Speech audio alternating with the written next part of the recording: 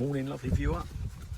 Well, today I'm going to show you how I pot a rose. There's many videos on YouTube, but I'm going to show you how I do it, and as far as I'm concerned, the best way for a novice.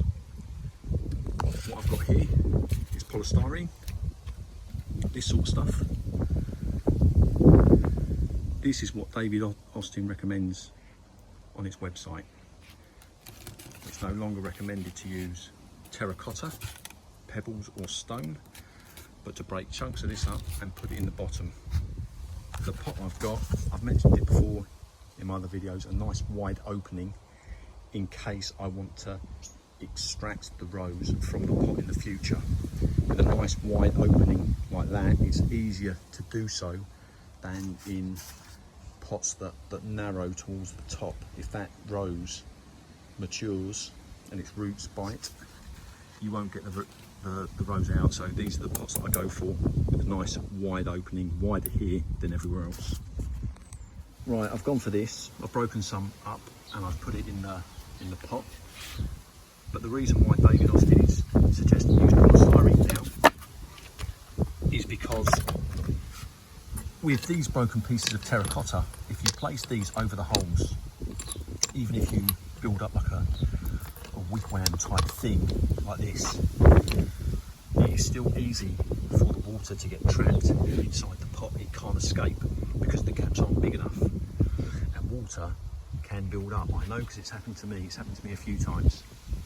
And when you water the plant, instead of the water escaping, it's just building up. And each time you water it, the rose is drowning in water. Its roots are just drowning in water. So you want that water to escape. So this is what they're now saying. See, there's lots of nice big gaps in there for the water to drain right through. You want it well drained. You see, this is a perfect example of water getting trapped. This is my mum's old perfume bottle. It's almost full of water, and in a minute you'll see me turn it upside down, and because the hole is not big enough, the water just gets trapped. It can't escape, it's just building up, and this is what has happened to me.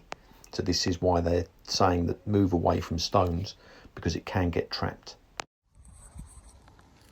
There you go, because I know there's some nice big gaps through there for the water to escape. Just put in a layer of soil in. I'm using rose potting mix specifically for roses. Just going to build a layer up there. Now I'm thinking about the height of the rose, the height of the pot. So I'm going to have a look at that now. There you go, that's about right. I want the front of that label there pointing in a particular direction, and I want the rose where I'm going to end up putting this. I'm going to want the rose over on this side, growing over preferably that way. So I'm going to make sure I get that right, but that's probably about right with the crown there, the bud union that far beneath the top of the container. Next up, root grow is going to go in here. Next up is I found is an important bit, because you see the movement in that rose there, the rocking there. I don't want to disturb the roots any more than I have to.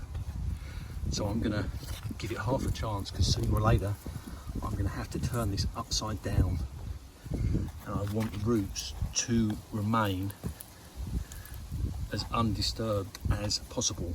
What I don't want to have happen is turn this upside down and have all the soil fall out and the roots be exposed. I'm going to try and turn this upside down. I'm going to have to do it off camera, but I'm hoping the next shot you see will be of like a perfect sort of sand castle that you used to do when you were kids at the beach with a bucket and a spade.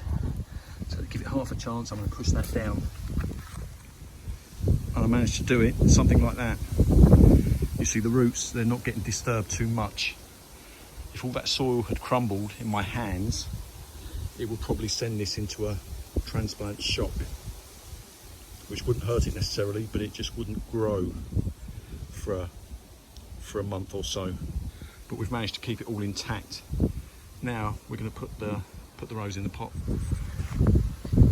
Now I've got the rose where I want it to be. The label's correct, the growth is correct, and now I'm gonna fill it with soil. I've started to put the soil in now, and when I say firm it down, you don't want to cram it down with strength from your shoulder or your arm. It's literally just firming it down with your fingers. That's how I do it. And I'll keep starting to reach the top now, and just make sure there's no air pockets in it.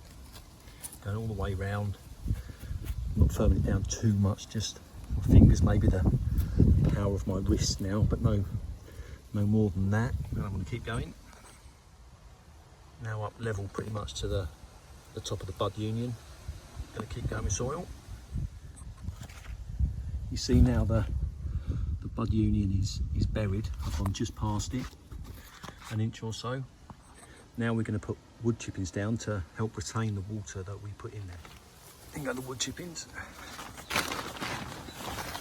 This is good just to help retain the moisture, the dampness that we put in, because I suspect that drainage in this is going to be very good.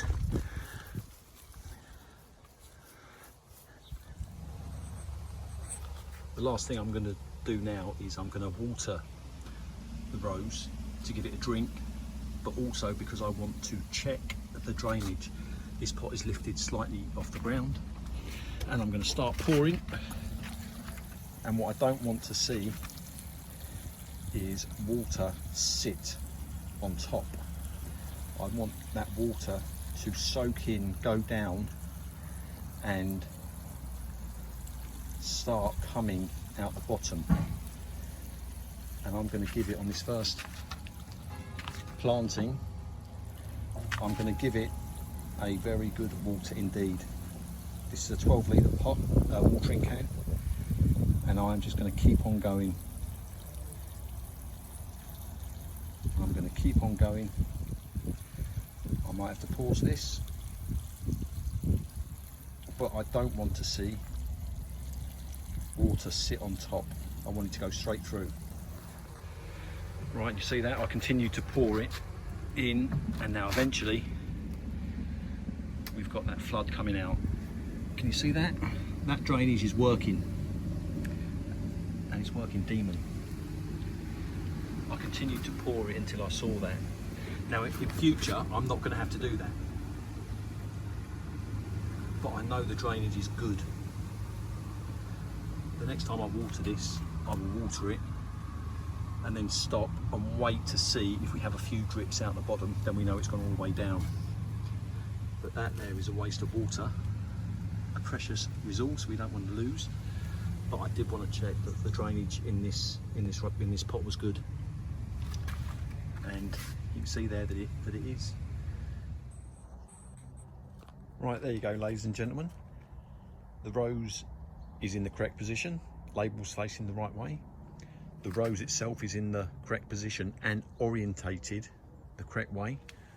It leaves me a nice gap here to put the water, and you can see now this is the garden path. I didn't want it growing out this way, so hopefully she'll grow that way.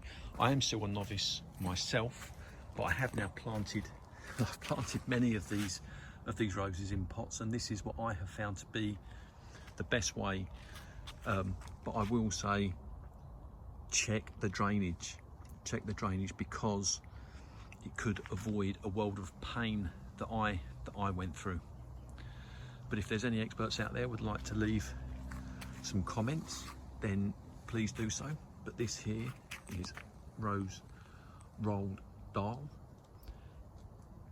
and as you can see, she is packed with buds, and we've got high hopes for her. Right, ladies and gentlemen, thank you very much.